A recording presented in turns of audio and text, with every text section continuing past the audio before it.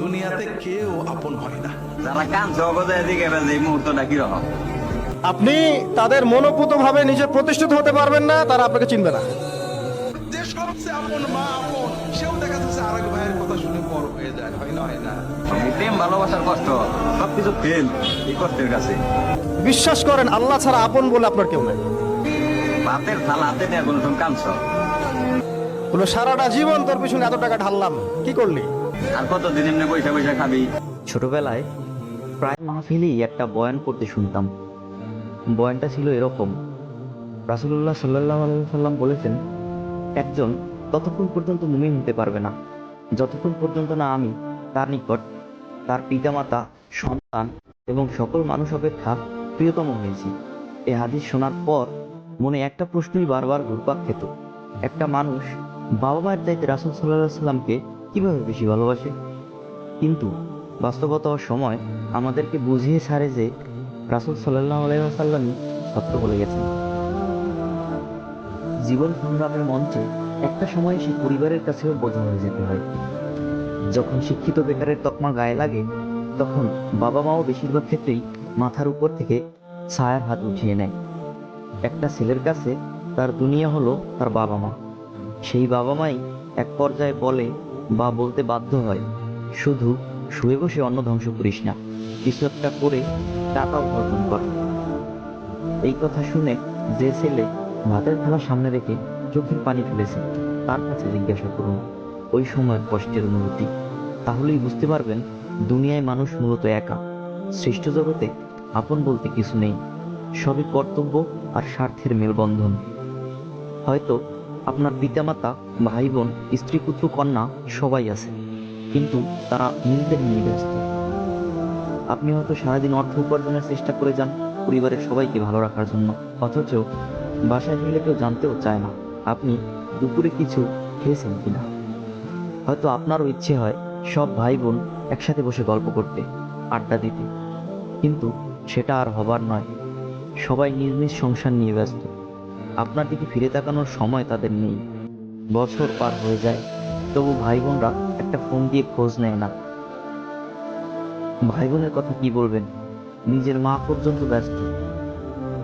সে হয়তো সারাদিন ইউটিউব দেখে সময় কাটান, বাবা হয়তো সারাদিন খবরের কাগজ পড়েন। কোনো এক সন্ধ্যায় হয়তো আপনার প্রচন্ড মাথা ব্যথা করবে। পরিবারের সবাই আছে, কিন্তু ভালোবেসে কেউ কপালে হাত রাখবে এমন মানুষ নেই। এক কাপ চা বানিয়ে দেবে এমন কেউ নেই। শেষে রাস্তার পাশের টং দোকান থেকে চা খেয়ে নিতে হবে। দুনিয়াতে আমরা একাই আসি, আবার সময় শেষে একাই ফিরে যাই। মাঝখানে শুধু অর্পিত দায়িত্ব পালনের অবিরাম চেষ্টা। আসলে কেউ কারো আপন হতে পারে না, শুধু আপন আপন ভাব দেখায়। আর একটা জিনিস বোঝেন, দুনিয়াতে কেউ আপন হয় না। যে বউ আপন, 2 ঘন্টা আপন তাকেতে 4 ঘন্টা ঝগড়া করে আসে না। যে ছেলে আপন, সে 2 ঘন্টা কথা শুনে তো 4 ঘন্টা কথা শুনে না, ঠিক না বেঠিক? যে ভাই আপন, সে ভাই 2 ঘন্টা আপন আর 2 ঘন্টা পর। যে বাবা আপন, যে সবচেয়ে আপন মা আপন, সেও দেখা যাচ্ছে আরেক ভাইয়ের কথা শুনে পর হয়ে যায়, হয় না হয় না? হাজারি, দুনিয়াতে কেউ 16 আনা আপন হয় না। আমাদের এই জীবনটা পরকে আপন করার, মানুষকে খুশি করার জন্য একটা সংগ্রাম। ছোটবেলায় বাবা মাকে খুশি করার চেষ্টা করেছি, পারিনি, কত মারছে, ঠিক না বেশি? বড় হয়ে বান্ধবীদের, বন্ধুদের খুশি করার চেষ্টা করছি, থাকেনি, ঠিক না বেশি? বিয়ে করে বউকে, স্বামীকে খুশি করার চেষ্টা করেছি, 16 আনা কখনোই হয়নি, ঠিক না বেঠি?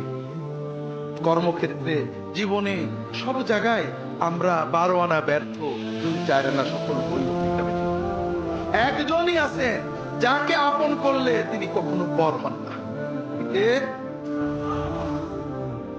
আর আমি বারবার একটা কথা বলি যে এই দুনিয়াতে আল্লাহ ছাড়া আমাদের আপন বলে কেউ নাই। আপনি যাকে আপন মনে করেন না কেন, আমাদের সম্পর্ক আছে বাবার সাথে, মায়ের সাথে, স্ত্রী সন্তানদের সবার সাথে, আমাদের হক আছে, অধিকার আছে, সব ঠিক আছে। বিশ্বাস করেন, আল্লাহ ছাড়া আপন বলে আপনার কেউ নাই। স্ত্রী সন্তানদেরকে খুব আপন মনে হয়, আপনার মৃত্যুর পর 40 দিন সময় লাগবে না সব ভুলে যেতে। পিতা মাতা, ভাই বোন সবাইকে আপন মনে হচ্ছে। পিতা মাতার স্থান বাবা মার পরে, আল্লাহ রসুলের পরে, সেটা ঠিক আছে, কিন্তু আপন আল্লাহ ছাড়া তারা নন। আপনি তাদের মনোপুত ভাবে নিজে প্রতিষ্ঠিত হতে পারবেন না, তারা আপনাকে চিনবে না। কোনো সারাটা জীবন তোর পিছনে এত টাকা ঢাললাম, কি করলি? আবার এখন যারা পিতামাতা হয়েছেন, সন্তানদেরকে আপন মনে হচ্ছে, দেখবেন এই সন্তানকে আপনি আপনার মনোপুত ভাবে সম্পত্তি দিতে পারবেন না, ভরণ পোষণ দিতে পারবেন না, এই সন্তান বড় হয়ে আপনাকে বৃদ্ধাশ্রমে পাঠাইতে পারে, নাউজুবিল্লাহ। জ্বর আসলে নিজের মাথায় নিজেরই পানি ঢালা বর্তমানে আমাদের অলঙ্ঘনীয় নীতি। বিয়ের আগে কেউ কেউ হয়তো গায়ে হলুদ মাখানোর লোকটা পর্যন্ত পাশে পাবেন না, আপনিই বর হবেন আর আপনিই বরযাত্রী। আর বিয়ের পরের ঘটনাচক্র সবার জীবনেই মোটামুটি একই। মানুষের সঙ্গে আমাদের সম্পর্কগুলো বেশিরভাগই নির্ভরশীল বা স্বার্থ সংশ্লিষ্ট। কেউ কেউ হয়তো আমাদের ভালোবাসে, কিন্তু তা সীমাবদ্ধ এবং সাময়িক। পৃথিবীর যে কোনো মানুষই বিপদের সময় হাত ছেড়ে দিতে পারে। হয়তো তাদের ছেড়ে দেওয়ার কারণও একটাই, সেটা হলো আল্লাহর সাথে আমাদের সম্পর্কের গভীরতা হাতে কলমে বুঝিয়ে দেওয়ার জন্য। সর্বক্ষেত্রে মাথায় রাখতে হবে, মহান আল্লাহর সৃষ্টি করা এই জগতে আপন বলতে কিছু নেই। জীবন চলার পথে পৃথিবীর সাথে শুধু থাকা খাওয়ার সম্পর্কটা রাখাই যথেষ্ট।